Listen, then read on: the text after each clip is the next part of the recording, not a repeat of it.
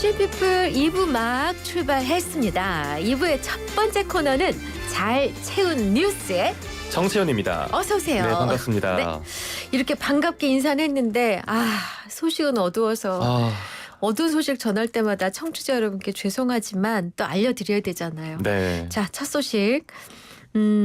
사고 소식이죠. 충북 청주의 한 고등학교에서 흉기 난동 사고가 있었어요. 네, 오늘 오전 8시 41분쯤 발생했는데요. 청주 시내 한 고등학교 교실에서 특수교육 대상 2학년 학생이 흉기로 난동을 부린 사고였습니다. 이 사고로 교장과 환경실무사, 주무관이 가슴, 복부 등을 흉기에 찔려서 청주 하나병원, 천안 단국대병원 등으로 옮겨져서 치료를 받고 있습니다. 네. 경상을 입은 2명까지 합치면 총 6명이 중경상을 입었는데요. 네. 다행히 모두 생명엔 지장이 없는 걸로 알려졌습니다. 이 가해 학생은 어떻게 됐나요? 참, 이 학생도 흉기로 난동을 부린 다음에 인근 공원 저수지에 뛰어들었다가 구조가 돼서 병원으로 이송이 됐습니다. 네, 근데 이 학생이 일반 학급에서 생활하는 특수교육 대상자로 확인되는데요. 네. 사건 경위는 경찰이 학교 관계자를 대상으로 조사 중이지만 아직 구체적으로 전해진 않았고요. 참, 한 주의 시작부터 이런 사고가 벌어졌는데 안타까운 마음입니다. 이후에 들어오는 또 소식들은 저희 YTN TV와 라디오를 통해서 또 전해드리도록 하겠습니다. 자, 다음 소식입니다. 자신도 모르는 사이에 알뜰폰이 개통이 되고 은행 계좌에서 무려 5천만 원이 빠져나갔다는 신고가 접수돼서 경찰이 수사 중이라고요. 네, 부산의 한 60대 남성 A씨가 신고한 내용인데요. 네네. 경찰 등에 따르면 A씨는 지난 22일 자신이 쓰고 있던 SK텔레콤 휴대전화가 갑자기 계약 해지가 되고 네. 또 본인 명의로 KT 알뜰폰이 새로 개통된 사실을 확인했다고 합니다. 네. 그러니까 쓰던 휴대전화가 갑자기 먹통이 돼서 대리점을 찾았다가 이런 사실을 알게 된 건데요. 네. 이날 A씨의 계좌에선 현금이 1,000만 원씩 모두 5차례에 걸쳐서 총 5천만 원이 모르는 사람에게 이체가 된 겁니다. 어머나 이게 가능해요? 아니 휴대폰 먹통됐고 알뜰폰 개통됐고 돈은 이체되고 그 쓰리 쿠션인데요. 그러니까요. 예. 그러면 이거가 이번에 SKT에서 발생한 해킹 사고랑 관련이 있어요? 아직 구체적인 정황은 안 나왔어요. 경찰 수사 초기 단계라 내용 확인이 이루어지진 않았습니다. 네. 경찰은 휴대전화 무단 개통 과정과 은행 거래 내용 등을 조사할 계획이라고 하는데요. 네. SK텔레콤 측이 지난 25일에 기자회견을 했을 땐 해킹 관련 실제 유출 피해는 이번에 나오지 않았다고 했죠. 근데 이번에 발생한 해킹과 관련이 돼 있다면 네. 이 파장은 확실히 불가피할 거로 보이네요. 큰일 났네. 네. 이런 사람이 딱 한 명일 것 같지가 않잖아요, 느낌상. 그렇죠. 만약에 더 나올 수도 있겠죠. 그러면 내 전화가 먹통이 됐는지 안 됐는지 살펴봐야 되고, 그죠? 네. 먹통이 된 거는 또 바로 알 수 있으니까 괜찮은데 네. 혹시라도 또 다른 방법으로 그렇죠. 나쁜 일이 생길까 걱정이 되네요. 네. 네, 다음 소식도 SK텔레콤 관련 내용입니다. 오늘부터 SKT 유심 무상 교체가 실시됐는데 진행 상황이 어떤가요? 네, SK텔레콤이 유심 무상 교체 오늘부터 시작이죠. 네. 이걸 앞두고 온라인 예약 시스템을 개통했는데요. 개통 초기부터 신청자가 몰리면서 접속 장애가 빚어지고 있습니다. 네. 서비스 첫날부터 매장에 사람이 한 번에 쫙 몰리면 아이고. 현장에 혼란이 생길 걸 우려해서 온라인 예약 시스템을 만든 건데 네네. 온라인에도 접속자가 몰리면서 접속이 원활하지가 않은 상황이에요. 네. 유심 무료 교체 예약 시스템은 티월드 홈페이지 주소로 직접 들어가거나 검색 포털 티월드 홈페이지 내 초기 화면 배너를 통해 접속할 수 있습니다. 본인 인증을 꼭 거쳐야 되고요. 네. 교체 희망 매장을 선택하면 되는데요.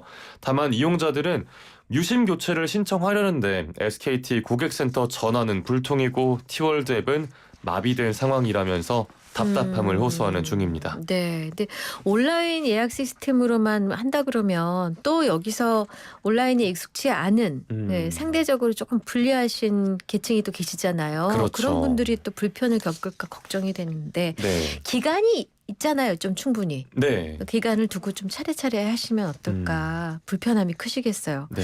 근데 자, 예약은 온라인으로 하더라도 유심 교체라는 거는 현장 가야 되는 거 아니에요, 근데? 네, 이게 일부 이용자들은 배송해주면 되는 거 아니냐라는 이의를 문제를 제기를 하기도 했는데 예, 이게 예. 좀 본인 인증에 문제가 있어서 꼭 매장에 가야 한다고 합니다. 아이고. 온라인으로 유심 교체할 때도 네. 앞서 말씀드린 것처럼 본인 인증 거쳐야 되고요.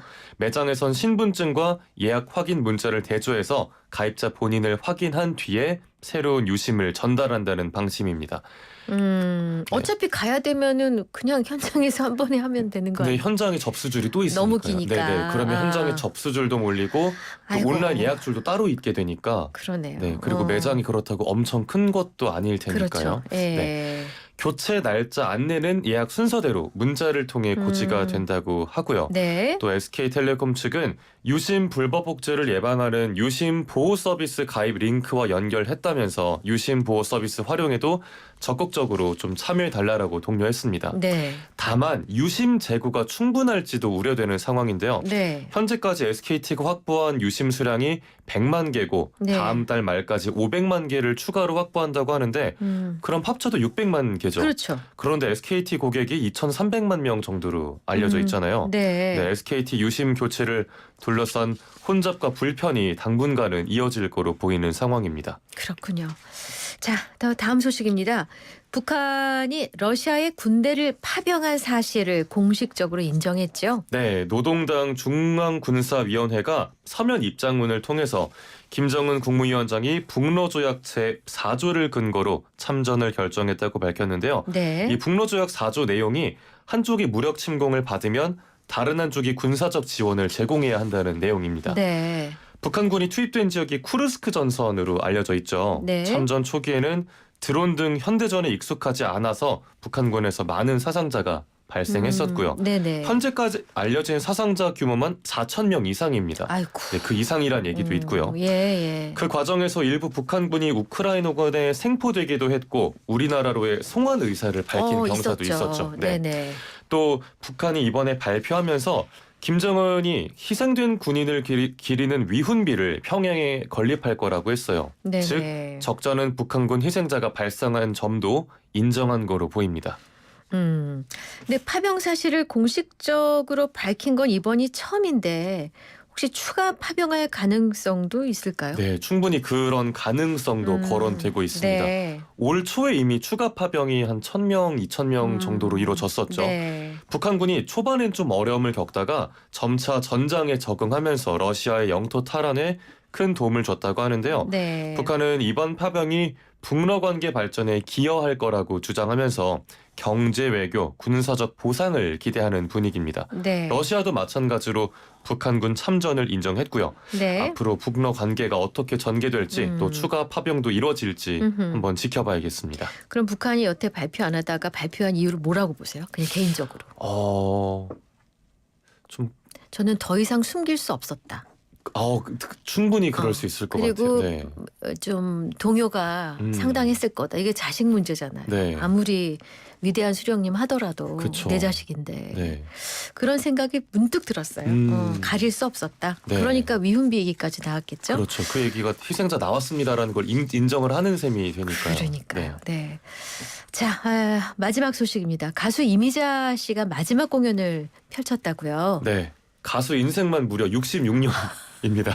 와, 진짜 대단하시죠. 네, 진짜 대단하신 분이에요. 네네. 엘레지의 여왕이죠. 가수 네. 이미자 씨가 지난 주말 이틀 동안 세종문화회관에서 마지막 공연을 마쳤습니다. 네. 당대 최고의 가수 또 살아있는 가요계 전설의 피날레를 보려는 관객들로 6천석이 금방 매진이 됐고요. 아, 객석에는 그때 그 시절로 돌아가서 추억에 젖은 어르신들이 주로 가득했다고 해요. 네. 공연 이름이 맥을 이음이었는데요. 이런 공연 이름에 걸맞게 후배 가수들도 함께했습니다. 네. 주현미, 조항조 씨부터 이번에 미스트롯 3에 나왔던 정서주 씨까지 좀 세대가 다양하게끔 대선배 레퍼토리를 연이어 불렀습니다. 네. 여러분이 계셨기에 행복했다, 감사하다는 말로는 부족하다라는 이미자 씨 말에 객석에선 박수가 터져 나왔다고 하는데요. 예. 데뷔가 1959년이에요. 50년대 데뷔하셨어요. 네, 50년대에 데뷔하셔서 야. 66년 동안 많은 사람에게 추억과 감동을 주셨는데요. 가수로서 여정은 마쳤지만 네. 앞으로 인생도 함께 네. 응원하도록 하겠습니다. 그 저희 어머니가 세상을 떠나셨는데 생전에 가장 좋아하는 가수가 이미자 씨셨는데 네. 그래도 다행히 이미자 씨 쇼에 모시고 간 적이 아, 있었어요. 정말요? 근데 네. 이제 어쨌든 방송을 하는 덕분에 이 선생님께 인사를 드리면서 무대 뒤로 살짝 갔는데 네. 공연이 끝나고 거의 쓰러지시다시피 이렇게 반쯤 들어누운 상태로 계시니까 주변에 계신 분들이 발도 좀 물러드리고 어깨로 좀 물러드리고 그렇게 네. 헌신을 다하던 맞아요. 때가 벌써 10년도 훌쩍 지난 시간이었거든요. 지금 벌써 여든이 훌쩍 넘으셨으니까요. 그러시니까. 네. 예, 그러니까 매 공연 때마다 거의 자신을 다 녹인다고 할 수 있는데 아쉽습니다. 자, 오늘 준비된 뉴스 모두 살펴봤고요. 마지막 퀴즈 내주셔야죠. 잘 채운 퀴즈. 네, 오늘의 잘 채운 퀴즈입니다. 네, 가수 이미자 씨가 66년 가수 인생의 마침표를 찍었다는 내용 방금 전해드렸습니다. 네. 19순정으로 데뷔해서 선마을 선생님, 여로 등 무수한 히트곡을 남겼는데요. 그중에서 가장 사랑받은 곡은 아무래도 역시 땡땡 아가씨가 아닐까 싶습니다. 네, 이미자 씨의 마지막 공연에서도 하이라이트는 단연 이 노래를 불렀을 때라고 하는데요. 네. 이 뭐뭐 아가씨에 들어갈 꽃의 이름 무엇일까요? 두 글자입니다. 두 글자. 뭐 꽃을 붙이면 세 글자, 안 붙이면 두 글자. 네. 자, 그러면 영양과다 날지 못하는 힌트 요정의 빈자리를 열심히 채워주고 계시는 정채훈 씨의 잘 채운 힌트. 네. 채운 힌트. 아, 네, 잘 좋다. 네, 좋네요. 채운 힌트. 네, 네. 채운 힌트 주세요. 네, 오늘의 채운 힌트입니다. 네.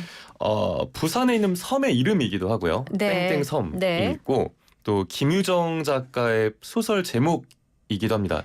땡땡꽃 세 글자가 있고 네. 그리고 최근에 벌써 몇 년 됐는데 땡땡꽃 필 무렵이라는 드라마가 굉장히 인기를 끌었었어요. 공효진 강하늘 씨 주연이었고요. 아, 네. 네. 그 메밀꽃 필무렵은 아니에요. 메밀꽃 필 무렵에서 약간 한번 꼰 거죠. 그죠. 네. 꼬은 거죠. 그 드라마 재밌었어요.